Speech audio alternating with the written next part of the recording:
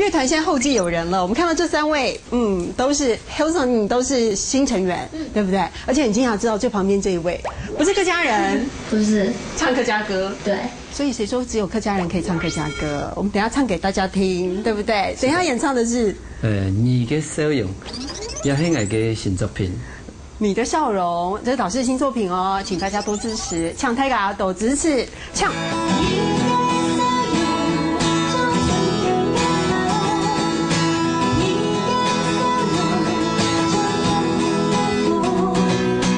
一首《你的笑容》和声优美，是客家现代音乐先驱颜志文的最新创作，连不懂客语的团员也能哼唱自如，音乐果然没有语言疆界。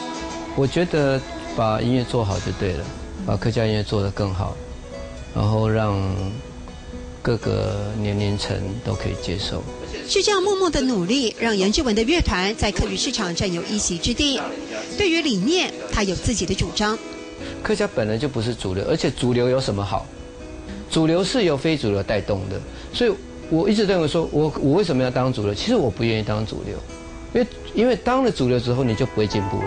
不理会现实市侩，音乐才能跳脱框架，亦不沦为曲高和寡。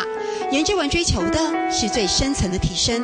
能够感动我的事情，同样能够感动别人。我只要透过适当的方式，对不对？传达的出来，我不相信人家不会被感动。艺术是种心灵的活动，跨越界限，音乐是单纯永恒的价值。认真努力做的事，在付出的当下，其实就已经有价值。颜老师的例子让我们看到了，不必争一时，涓涓细流也能够滴水穿石。也係我嘅新作品，請大家多支持。也係我嘅新作品，請大家多支持。